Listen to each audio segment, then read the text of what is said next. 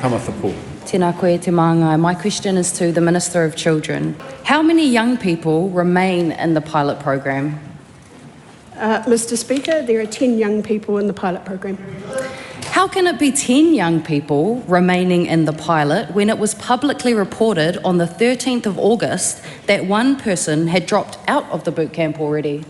Mr. Speaker, because one extra young person who put their name forward was accepted to join the pilot program. Supplementary. How many of the original 10 young people that were a part of the pilot project remain in the pilot? 9, Mr. Speaker. Why is she proceeding with her boot camp experiment when already one child has dropped out, representing a 10% failure rate of her experiment? Representing a 10% failure rate of her experiment. Just remind people that silence when a question is being asked lasts all the way to the end of it. The Honourable Chhour.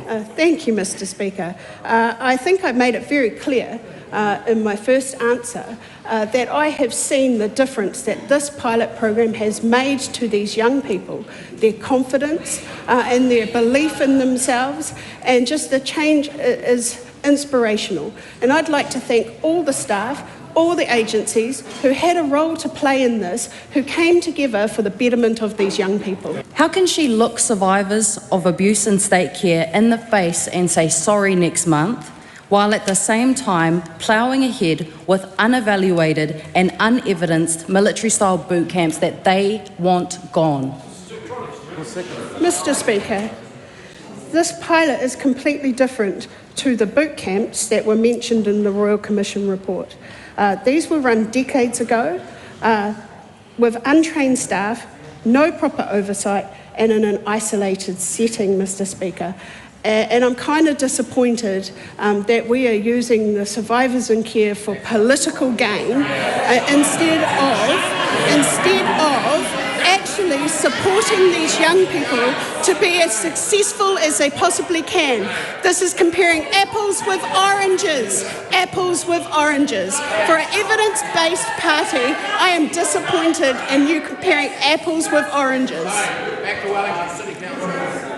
A point of order, the right on Winston Peters. Listen to that barrage. What could we suggest to you that maybe we do a few courses on how the House should be run and how MPs behave. If you want to compete, then put your mind together, get some understanding of it, and not just shout out like a sick idiot every time you don't agree with something.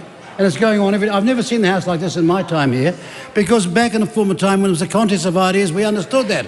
But these people are so woke that if they don't agree, they're just offended. And then they make noise. Okay, thank you very much for that. I just point out that I'm not responsible for who the voters send to this House, but the voters, electors in this House, to this House would most certainly have an expectation of a high level of decorum in our conduct of our proceedings. I was in the middle of talking about something. That's exactly what we're talking about. Just wait till people have finished talking. Now. Seems point of order. Seems like my timing wasn't too long.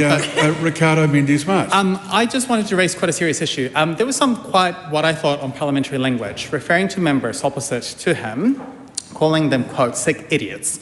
I think that's pretty, disgusting, and I just want to raise with you what I think is the Deputy Prime Minister's lowering of standards in this House. I could quote about 5 Speaker's rulings that he has broken throughout this week, and I think this is setting a pretty low bar in terms of the kind of name-calling that we're expecting in this place. Speaking of the point of order, Ronald Winston. If you want to raise a point of order, get the facts right first. And don't get up and say what someone didn't say. Go and listen to the parliamentary record and the member will know, for the umpteenth time, he's not understanding how this House is properly run. As usual in these cases, I will look at the Hansard and make a determination about whether or not standing orders or Speaker's rulings have been breached.